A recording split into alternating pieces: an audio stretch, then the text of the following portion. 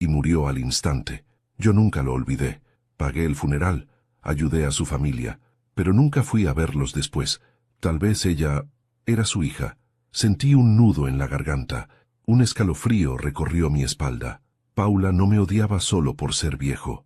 Me odiaba porque, en su mente, yo era el responsable de la muerte de su padre. Y había esperado 20 años para vengarse. Al amanecer fui al hospital. Daniel dormía. Me senté a su lado y lo observé. Su rostro, tan parecido al de su madre, me hizo pensar en todo lo que habíamos perdido.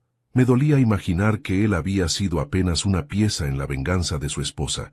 En silencio, saqué la carta y la dejé sobre la mesa de noche, al lado de su teléfono. Él debía saberlo. Él debía leerlo con sus propios ojos. Salí de la habitación sin decir palabra. El sol entraba por las ventanas del pasillo, y por un momento sentí que Clara, mi esposa, caminaba conmigo, como si me dijera: «Ya basta, Juan, no cargues más con lo que no te pertenece». Pero aún no podía detenerme. No mientras Paula siguiera libre. Esa tarde la llamé. «Necesito verte», dije. «No hay nada más que hablar. Tú y yo sabemos que sí». Hubo un silencio tenso. «¿Dónde?», preguntó finalmente. «En la casa de campo. A las 8. La casa de campo. El mismo lugar donde murió su padre 20 años atrás. Parecía un círculo que se cerraba, y yo estaba listo para hacerlo. Pasé el resto del día preparando el lugar. Encendí el viejo generador, limpié la mesa del comedor, dejé la grabadora encendida. No planeaba violencia, solo verdad. Quería que ella hablara, que soltara todo lo que llevaba guardado. A las 8 en punto, escuché su auto. Entró sin mirar a los lados. «¿Por qué aquí?», preguntó tensa. «Porque aquí empezó todo», respondí. «¿No te parece poético?». Me miró con odio. «¿Leíste la carta?». «Sí». «Entonces ya sabes quién soy». «Sí, pero no sabes quién fui realmente». Me acerqué despacio. «Tu padre murió haciendo su trabajo, Paula. No lo maté». «¡Mentira!», gritó. «Lo empujaste». «No. Intenté salvarlo, pero fue demasiado tarde». Ella retrocedió confundida. Por primera vez, la duda cruzó su rostro. «¿Qué dices?».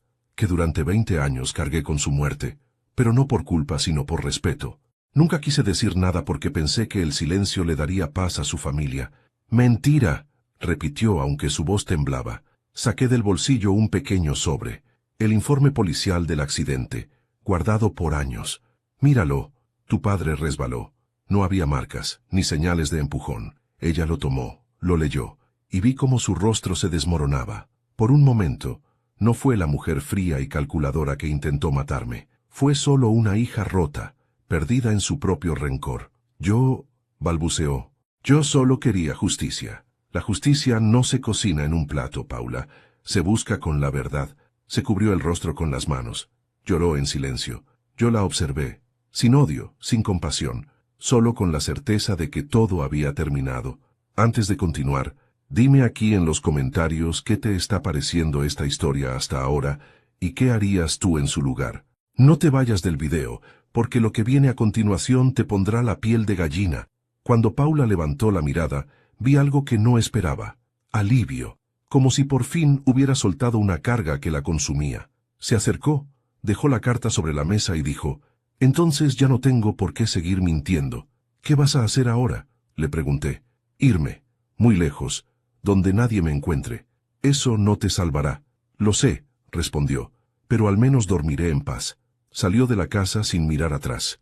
Y yo me quedé allí, de pie, mirando el limonero a través de la ventana, ese árbol que había sido testigo de su venganza y de mi perdón.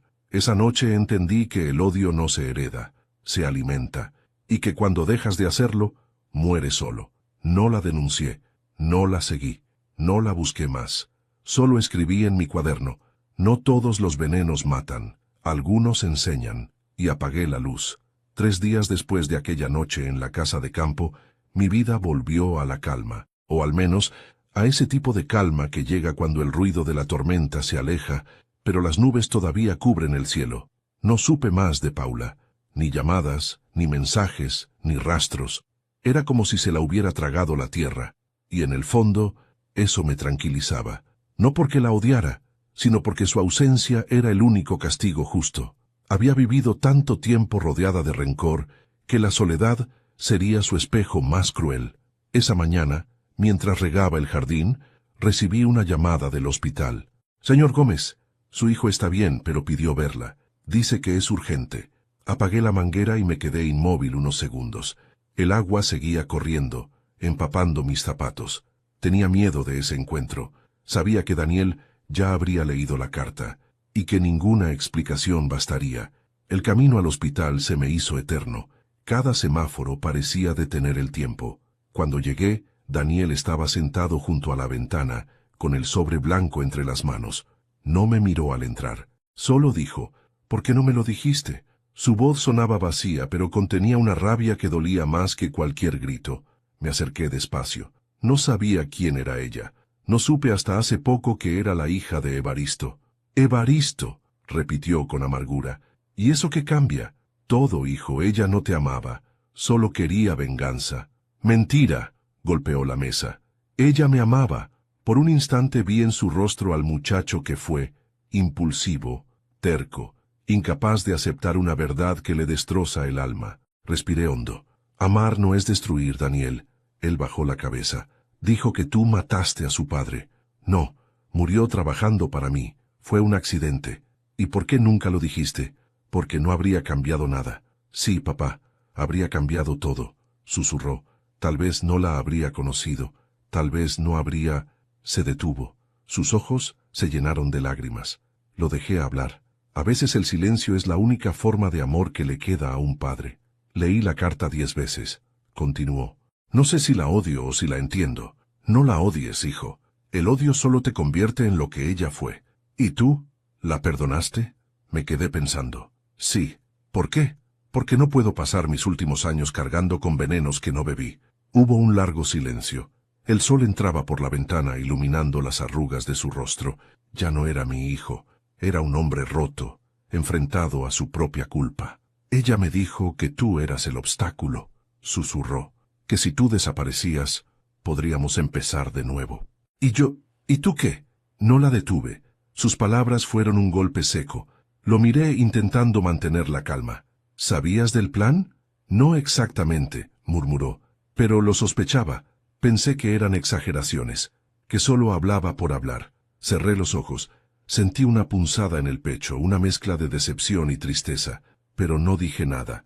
A veces el silencio duele más que el reproche. «Papá», dijo con la voz quebrada, «no merezco tu perdón». «Tal vez no, pero te lo doy igual». «¿Por qué?» «Porque el amor no es un premio, hijo. Es una condena que uno elige llevar hasta el final». Daniel rompió a llorar. Yo también. Durante unos minutos, el hospital se volvió un santuario de lágrimas, donde el pasado y el arrepentimiento se abrazaron sin palabras. Cuando se calmó, le tomé la mano. «Hijo, escucha bien lo que voy a decirte». «¿Qué cosa?» «Ella se fue. No la busques». «Pero, no la busques. Déjala cargar su historia sola, y tú empieza la tuya», asintió en silencio. Vi cómo una parte de él se rompía, pero otra empezaba a sanar. Cuando salí del hospital el aire olía a lluvia. Caminé sin rumbo, con la mente llena de recuerdos. Vi escaparates con árboles de Navidad aún encendidos, gente sonriendo, familias abrazándose. Y pensé en cuántas de esas sonrisas escondían mentiras, cuántas familias se sostenían por costumbre, no por amor. A veces, la verdad destruye más que la mentira, pero solo la verdad permite reconstruir. Llegué a casa al anochecer. Encendí la radio, y sonaba una canción antigua que Clara solía tararear mientras cocinaba. «Volver a empezar», se llamaba. No pude evitar sonreír. Me serví una copa de vino, esta vez sin miedo, y me senté frente al reloj del pasillo. Seguía marcando la misma hora, las 11:30, la hora en que Daniel cayó aquella noche, la hora en que mi vida cambió para siempre. Mientras observaba el segundero inmóvil, oí el timbre. Me levanté, algo confundido.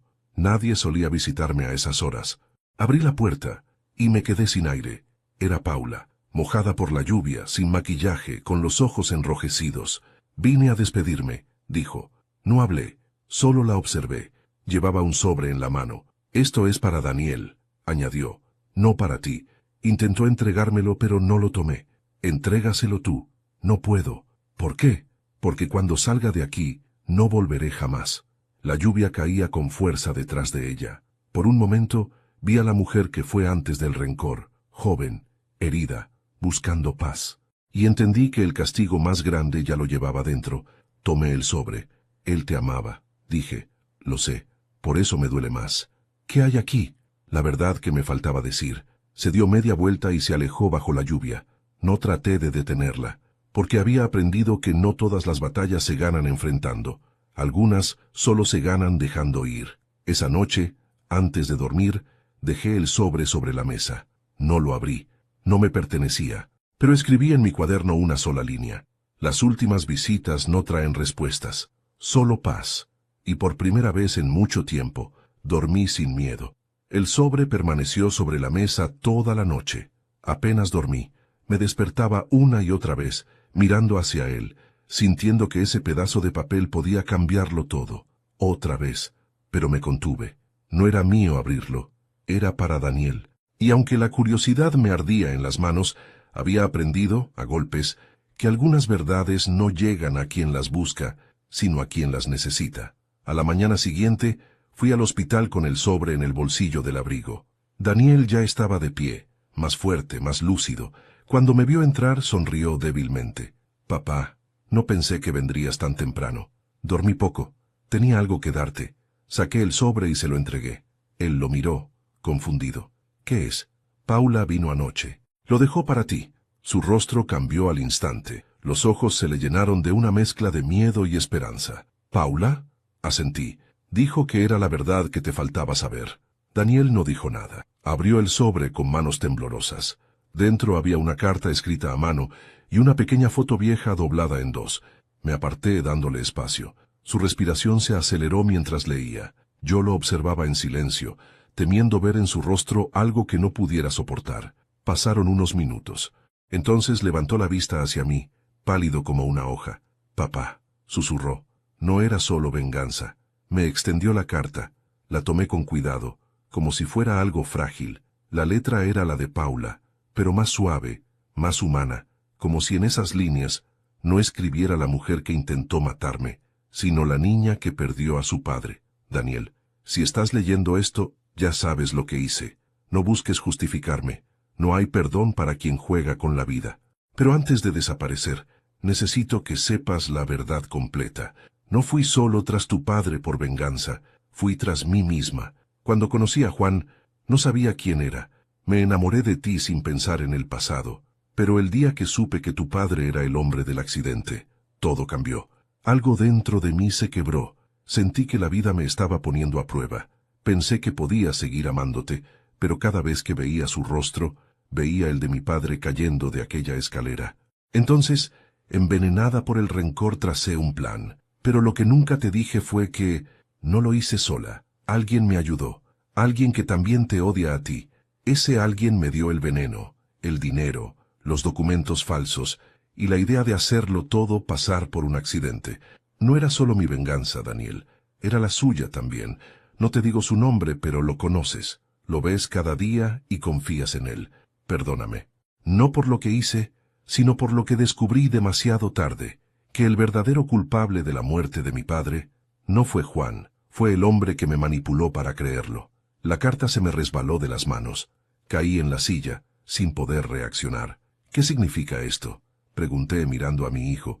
Daniel tenía los ojos húmedos, pero no de tristeza, de horror. Papá, creo que sé quién era ese hombre. Me miró fijo, con la voz quebrada. Tu amigo Raúl. El aire se me escapó del pecho. ¿Raúl? ¿Mi amigo de toda la vida? Sí. Ella lo mencionó una vez, sin decir el nombre. Dijo que quien le dio el veneno trabajaba en un laboratorio y que conocía muy bien a tu familia. Me quedé helado. Cada palabra encajaba como un golpe. Raúl, el mismo hombre que analizó la muestra. El mismo que me advirtió, que me ayudó a descubrir la verdad. El mismo que hace 20 años trabajaba conmigo en la obra donde murió el padre de Paula. La verdad me golpeó de golpe, con una claridad atroz. Raúl había estado allí aquel día. Él fue quien sostenía la escalera, y fue él quien la dejó caer. El recuerdo se me vino encima como un relámpago. Aquel día de lluvia, yo estaba dentro de la casa revisando papeles. Escuché un grito, salí corriendo, y vi al jardinero tendido en el suelo. Raúl estaba allí, pálido, diciendo que había resbalado, Y le creí. Nunca lo dudé. Hasta ahora. Me levanté bruscamente. ¿Dónde está la carta?, pregunté. Daniel me la entregó temblando. ¿Qué vas a hacer, papá? Lo que debí hacer hace 20 años. Salí del hospital con el corazón martillando. Fui directo al laboratorio. Raúl estaba en su oficina, tranquilo, tomando café. Cuando me vio, sonrió. Juan, justo pensaba llamarte. ¿Cómo estás? Depende de lo que me digas ahora, respondí. Saqué la carta y la puse sobre su escritorio. Él la miró, y su sonrisa se desvaneció. ¿Qué es esto? Tu firma invisible. No sé de qué hablas. Claro que sabes. Tú le diste el veneno a Paula. Tú la manipulaste. Tú mataste a su padre. Su rostro cambió. Por primera vez en todos esos años, lo vi temer. Cuidado con lo que dices, Juan. No tengo que decirlo.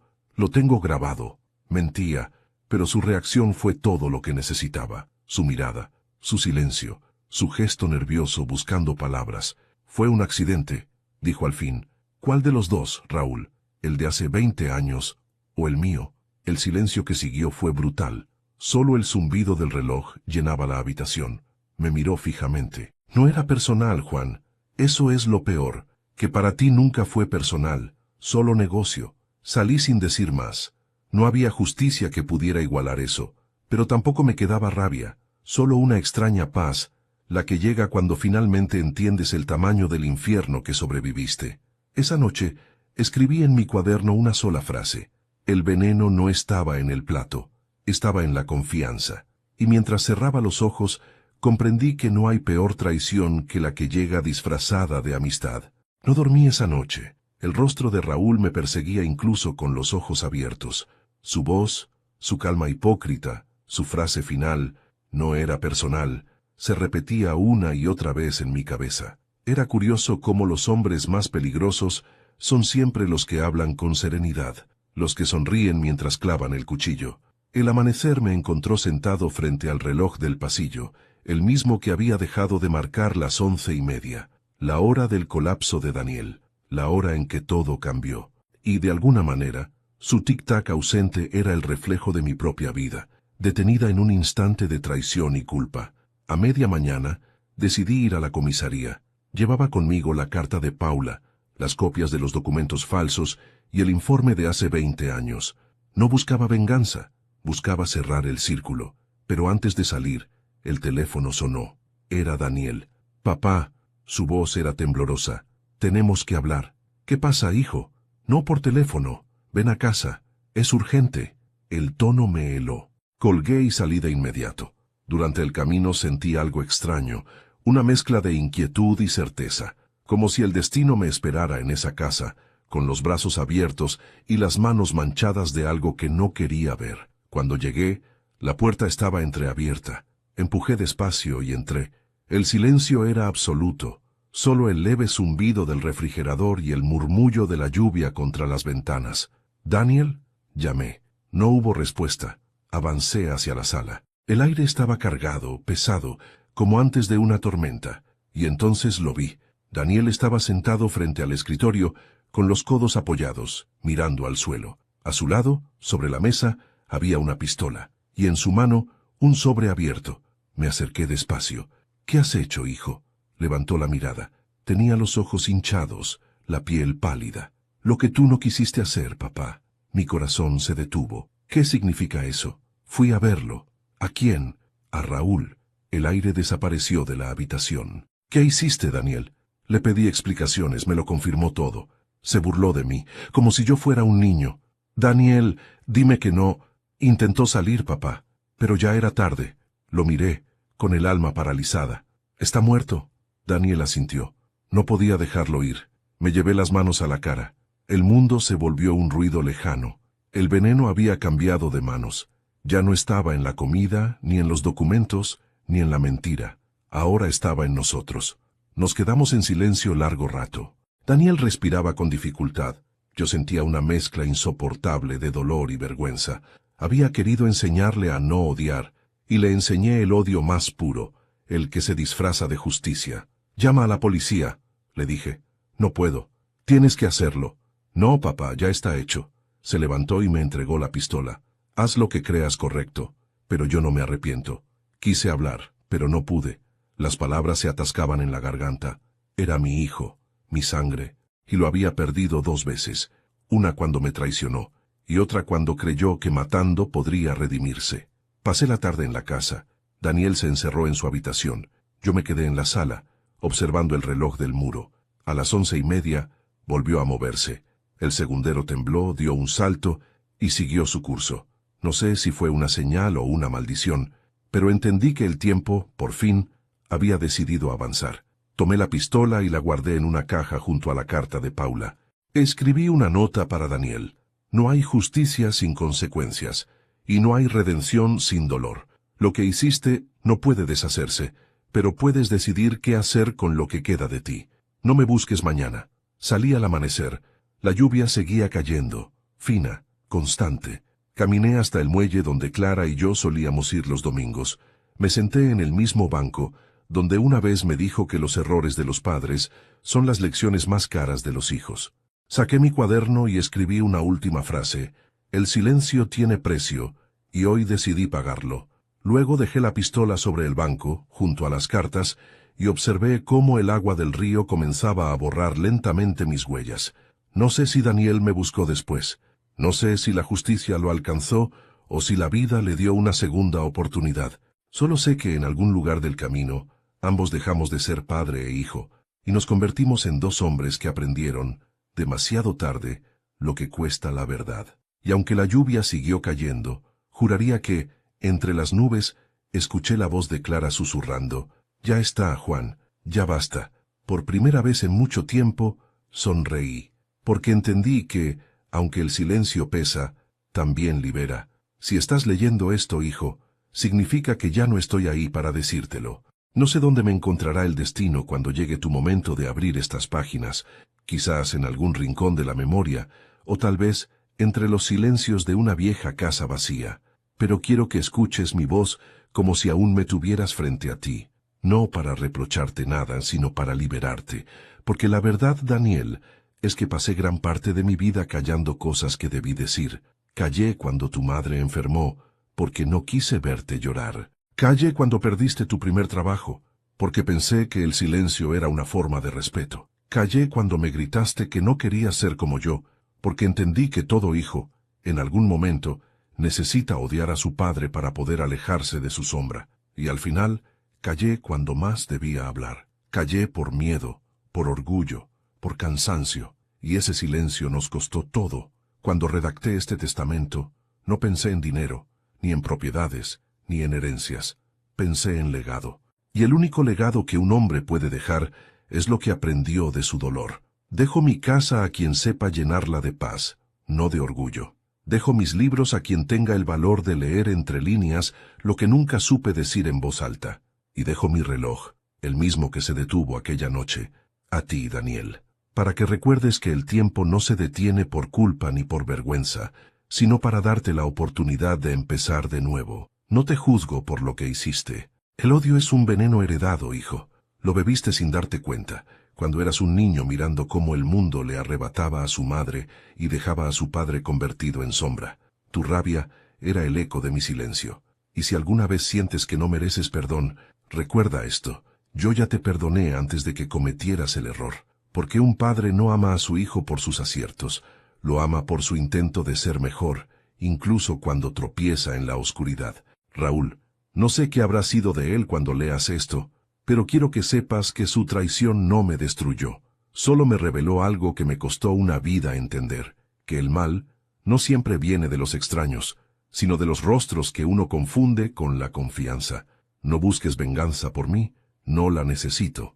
Mi paz no está en castigar a los culpables, sino en saber que tú tendrás la oportunidad de romper el ciclo, que no repetirás mi historia. Encontrarás junto a este testamento una carta dirigida a Paula. No la abras tú, entrégasela si algún día la vida te la cruza de nuevo. No lo hagas por mí, hazlo por ti. En esa carta no hay reproches, solo palabras que intentan cerrar la herida de 2 almas que se odiaron por la misma razón, porque amaban demasiado a los muertos. A veces pienso que la vida es una larga cena de Navidad, hijo. Nos sentamos todos en la misma mesa, los vivos, los recuerdos, los errores y las ausencias. Algunos platos se sirven fríos, otros arden aún al tocarlos, y siempre hay un brindis que se hace en silencio.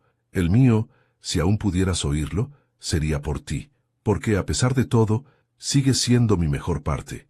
No cometas el error de buscar redención en los demás. Nadie puede darte paz si no te la das tú mismo. Mira tus manos, Daniel, no son las de un asesino, sino las de un hombre que por fin entendió las consecuencias del dolor. Usa esas manos para construir, no para destruir. Haz algo bueno con lo que queda.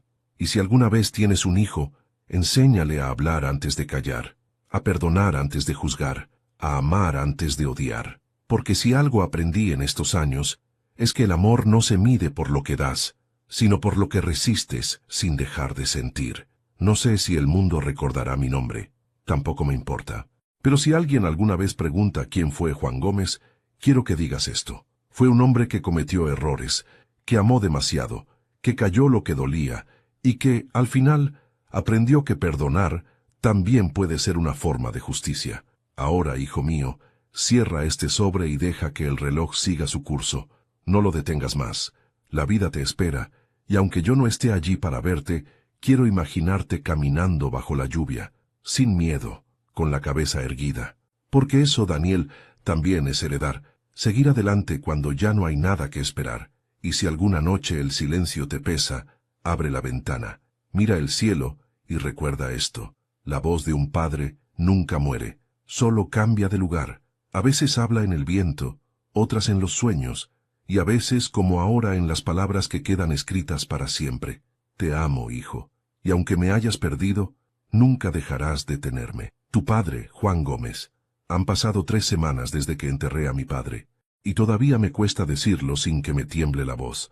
A veces, en las noches silenciosas, juro escuchar el sonido del reloj del pasillo, aquel que siempre se detenía a las 11:30.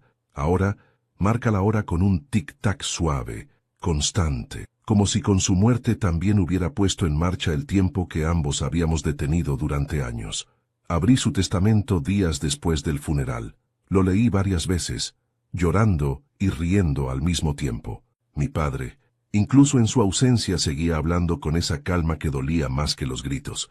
Entre los documentos había un sobre sellado, con una caligrafía que reconocí enseguida. Para Paula. Al principio pensé en quemarlo. Después de todo, ¿qué sentido tenía remover un pasado tan oscuro? Pero entonces recordé las últimas palabras que me escribió. No busques venganza, busca cierre. Y entendí que esa carta no era para ella, era para mí. La busqué durante días. No estaba en su antigua casa ni en el pueblo de su familia. Parecía haber desaparecido del mapa, hasta que un médico del hospital me dio una pista. Hace poco la atendimos. Una mujer llamada Paula Gómez. No supe si me sorprendió más el nombre o el hecho de que siguiera usando el nuestro. El médico me dio una dirección, una pequeña pensión en las afueras de la ciudad. Fui sin pensarlo demasiado. El corazón me golpeaba el pecho con cada paso. No sabía qué iba a decirle, ni si siquiera quería verla, pero algo dentro de mí, quizás la voz de mi padre, me empujaba a seguir. Cuando abrí la puerta del cuarto, la encontré sentada junto a la ventana, mirando hacia la lluvia. Estaba más delgada, más pálida. Su cabello, antes brillante, ahora caía en mechones grises sobre los hombros, y sus ojos, ya no había odio en ellos, solo un cansancio infinito. Daniel, susurró, sin volverse, sabía que vendrías. No por mí, respondí. Vengo en nombre de mi padre. Se giró lentamente. Sus labios temblaron al escuchar esa palabra. Padre. Quizás porque en el fondo, Juan había sido el único hombre que la trató con compasión. Le tendí el sobre. Esto te pertenece. ¿Es de él? Sí. Dijo que te lo diera si la vida nos cruzaba otra vez. Tomó la carta con manos temblorosas. Durante unos segundos no dijo nada. Luego me pidió que me quedara. No quiero leerla sola, murmuró.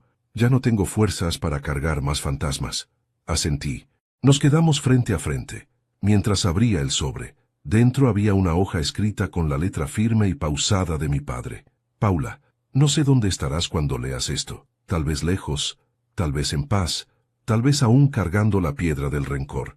Pero quiero que sepas algo que nunca pude decirte en vida. Te perdono, no por compasión ni por lástima, sino porque entendí que el odio que sentías por mí era el mismo que yo sentí por mí mismo durante años. Te odiabas porque no podías traer de vuelta a tu padre. Yo me odié porque no supe salvarlo. Durante mucho tiempo creí que la culpa era una forma de honrar a los muertos, pero estaba equivocado. La culpa solo los encierra en el dolor. Así que hoy, con esta carta te libero de la tuya. No te deseo castigo, solo que vivas lo suficiente para entender que la venganza no cura nada, solo multiplica el vacío. El árbol bajo el que murió tu padre aún existe, da limones cada año. Si alguna vez decides volver, quiero que tomes uno y lo lleves contigo. No para recordarme, sino para recordarte que incluso del dolor puede nacer algo dulce. Juan Gómez. Cuando Paula terminó de leer, su rostro se quebró. Lloró con un llanto que no era de rabia ni de arrepentimiento, sino de alivio. Me miró con los ojos rojos y la voz ahogada. Tu padre era más humano de lo que yo imaginé. Mi padre era muchas cosas, le respondí, pero sobre todo fue alguien que aprendió a amar después de perderlo todo. Ella se levantó, caminó hacia el armario y sacó una caja pequeña. La abrió. Dentro había una foto vieja, amarillenta, su padre, Juan y un niño. Yo, jugando en el jardín. Nunca te conté, dijo, pero yo estaba ahí aquel día. ¿El día del accidente? Asintió. Tenía 10 años. Vi cómo tu padre corrió a ayudar al mío, y lo odié igual. No porque lo matara, sino porque no lo trajo de vuelta. Sus palabras me atravesaron el pecho. La rabia, la tristeza y la compasión se mezclaron en un solo nudo. Nos quedamos en silencio largo rato. Finalmente, Paula dijo algo que jamás olvidaré. El perdón no borra lo que hicimos, Daniel, pero al menos nos permite seguir respirando. Eso decía mi padre, respondí. Salimos juntos a la lluvia. Caminamos sin hablar, hasta llegar a un pequeño parque. Ella se detuvo junto a un limonero viejo, el mismo árbol del que hablaba mi padre en su carta. Estiró la mano y arrancó un limón. Lo miró con una sonrisa tenue. Supongo que este es para mí, dijo. Y este para él, respondí, tomando otro. Nos miramos por última vez. No hubo abrazos ni despedidas dramáticas. Solo dos personas que entendieron por fin que el perdón es el único idioma que entiende el alma. Esa noche, al volver a casa, dejé el limón sobre la mesa, junto al reloj del pasillo. El segundero seguía moviéndose, marcando la hora exacta en que mi padre solía escribir, y por primera vez entendí algo que nunca me había atrevido a aceptar. No hay herencias más valiosas que las palabras que un padre deja cuando ya no puede hablar. Abrí su cuaderno, el último, y en la última página leí su última frase. El amor no se enseña, se demuestra cuando ya no estás. Apagué la luz, y en medio del silencio sentí su voz una vez más, clara, serena, como un eco que no muere. Ahora sí, hijo, ya puedes perdonar. Volver a la casa después de tantos años fue como entrar a una fotografía en blanco y negro. Todo estaba igual, y sin embargo, nada era lo mismo. Las paredes conservaban el olor a madera vieja, el aire tenía esa mezcla de humedad y polvo que huele a pasado, y en cada rincón aún parecía flotar la voz de mi padre. Cerré la puerta despacio y me quedé en silencio, escuchando. Afuera los pájaros cantaban con un tono suave, como si respetaran el luto de aquel lugar. El reloj del pasillo marcaba las 11:30. Por un momento temí que se hubiera detenido otra vez, pero no, seguía moviéndose, lento, firme, exacto, como si quisiera recordarme que el tiempo, cuando se acepta, deja de doler. Caminé hasta el salón. Sobre la mesa seguía el mismo mantel que mi madre bordó hace décadas. Toqué el tejido, sentí sus hilos ásperos y pensé en cómo el amor a veces se conserva incluso en las cosas que se deshacen. Luego miré hacia la ventana. Allí estaba, el limonero, alto, robusto, cargado de frutos amarillos que parecían pequeños soles. El mismo árbol que presenció la caída del padre de Paula, el mismo que guardó silencio durante tantos años de odio, culpa y muerte.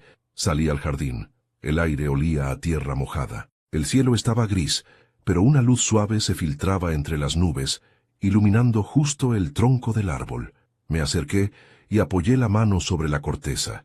Era áspera, viva. Sentí un pulso, una vibración leve, como si respirara. En el suelo aún se distinguía la vieja piedra donde mi padre solía sentarse a escribir. Me arrodillé frente a ella y saqué del bolsillo el limón que había tomado junto a Paula. Lo coloqué sobre la piedra, despacio, con el mismo cuidado con que uno deja una ofrenda. «Lo lograste, viejo», susurré. El veneno se convirtió en raíz. Me senté y abrí el cuaderno que llevaba conmigo. Era uno de los últimos de mi padre, el mismo que encontré entre sus cosas. Aún quedaban páginas en blanco, y decidí llenarlas. «Padre, hoy entendí lo que querías decir con tus silencios.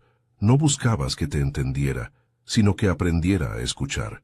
Por años creí que la fuerza era no llorar, que perdonar era rendirse, y que callar era protegerse. Pero ahora sé que la verdadera fortaleza está en aceptar el dolor sin dejar que te devore.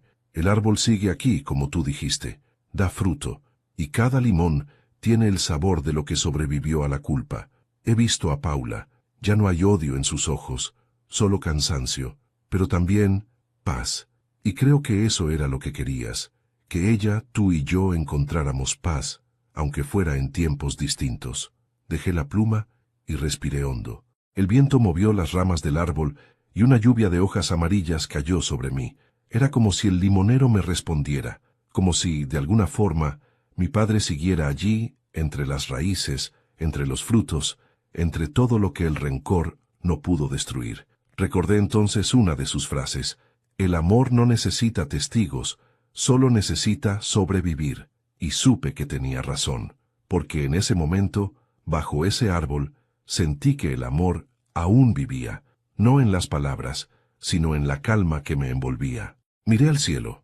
Las nubes se abrían lentamente, dejando pasar un rayo de sol que iluminó justo el cuaderno. El papel brilló como si alguien invisible quisiera leer mis palabras, y por primera vez en mucho tiempo, sonreí. «Gracias, papá», dije, «por no rendirte incluso cuando todos lo hicimos». Pasé el resto de la tarde en el jardín, recogí algunos limones y los guardé en una cesta. Decidí llevarlos al orfanato del pueblo, el mismo donde mi padre solía donar comida cuando podía. No quería que ese árbol siguiera siendo solo símbolo de muerte. Quería que diera vida. Quería que sus frutos alimentaran a otros, como las palabras de mi padre me alimentaron a mí. Antes de irme, tomé un cuchillo y grabé algo en el tronco. «Aquí no murió nadie. Aquí nacimos de nuevo». El viento sopló con fuerza, haciendo que las hojas bailaran. Era como si el árbol aprobara mi mensaje.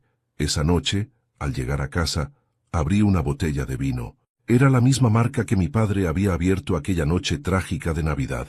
Serví una copa, la levanté al aire y dije en voz baja: «Por ti, viejo, por lo que fuiste, por lo que me enseñaste a ser». Bebí un sorbo y sentí el sabor amargo, pero también dulce, como si el vino guardara la historia entera en cada gota. Encendí la radio. Sonaba una canción antigua, una de esas que mi madre solía tararear mientras cocinaba, y sin pensarlo, comencé a escribir otra vez. «Padre, hoy comprendí que la herencia que me dejaste no fue una casa ni un reloj, fue la capacidad de mirar el dolor y aún así elegir amar. Dijiste que el amor se demuestra cuando ya no estás, y ahora entiendo, no estás aquí, pero sigues demostrándolo». Cerré el cuaderno. Afuera la luna se reflejaba en la ventana, justo sobre el limonero. El viento movía sus ramas, y el sonido de las hojas me recordó una respiración lenta, tranquila, como si el árbol durmiera, como si mi padre descansara al fin entre sus raíces. Me quedé mirando hasta que el sueño me venció, y justo antes de cerrar los ojos, pensé en algo que me hizo sonreír. Quizás algún día, cuando yo también me haya ido, alguien encuentre este cuaderno y lea nuestras palabras, y entienda que incluso las historias más tristes pueden florecer, porque el amor, cuando sobrevive al rencor, se vuelve eterno. Han pasado más de 30 años desde aquella Navidad que cambió nuestras vidas.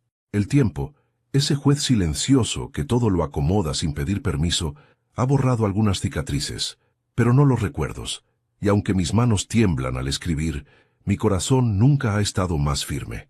La casa de mi padre sigue en pie. No es grande, ni moderna, ni perfecta, pero cada rincón respira historia. En sus paredes aún cuelgan las fotos que él nunca quitó. Mi madre sonriendo con el cabello al viento, él sosteniendo un limón recién cortado, yo, con apenas 10 años, abrazándolo con los ojos llenos de admiración.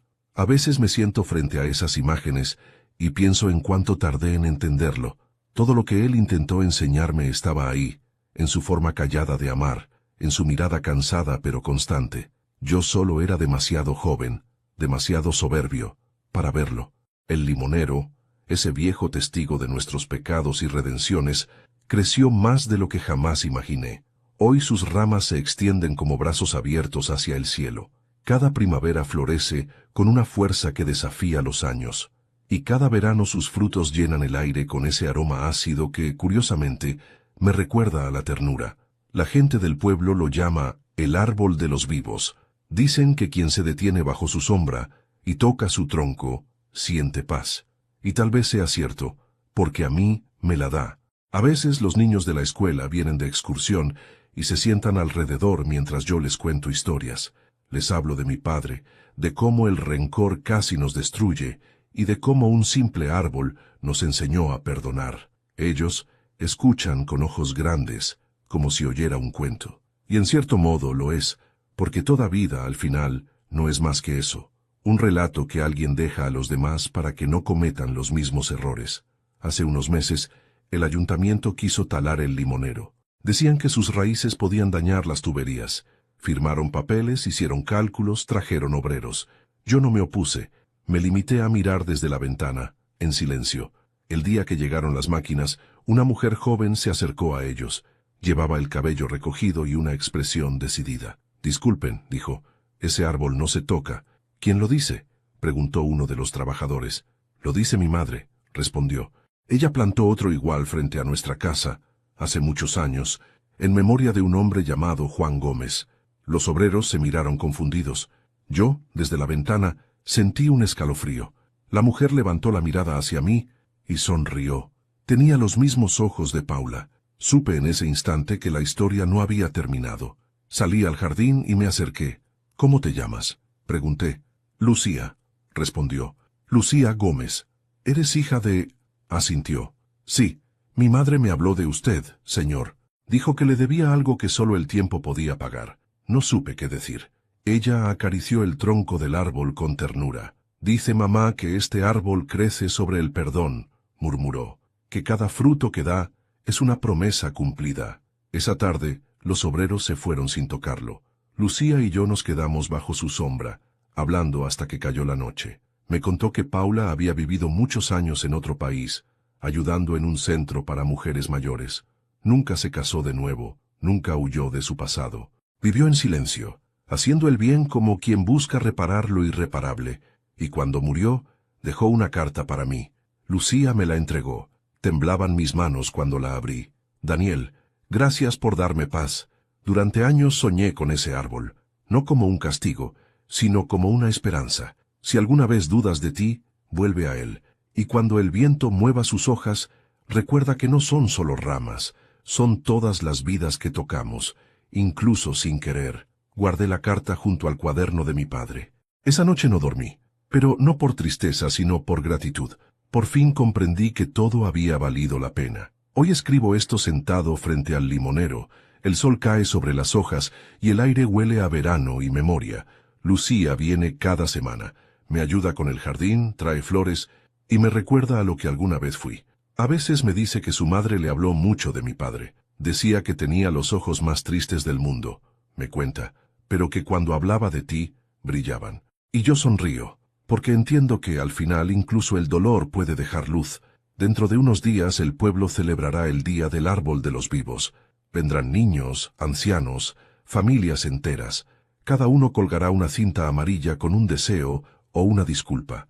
El tronco del limonero se cubrirá de promesas, y yo estaré aquí, sentado en el mismo banco de piedra, leyendo los nombres, viendo cómo el viento los mueve. Si alguien me pregunta por qué sigo cuidando este árbol, les diré lo mismo que mi padre escribió en su último cuaderno. No hay fruto más dulce que el que nace del perdón. El sol comienza a ponerse. La sombra del limonero cubre mis piernas. Cierro los ojos y escucho el sonido de las hojas moviéndose.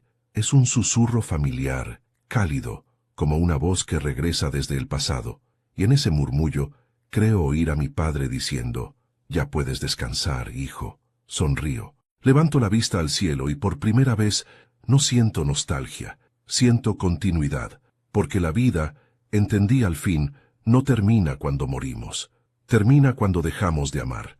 y mientras el viento mueve las ramas, dejo que una lágrima caiga, no de tristeza, sino de agradecimiento, porque mi padre tenía razón, incluso del dolor pueden nacer frutos eternos.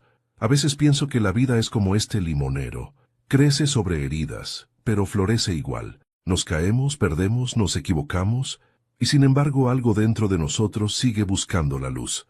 Hoy, después de tantos años, ya no le guardo rencor a nadie, ni siquiera a mí mismo, porque entendí que el perdón no se da por debilidad, sino por amor. Mi padre decía que las raíces más fuertes no nacen del orgullo, sino del dolor que uno aprende a convertir en esperanza.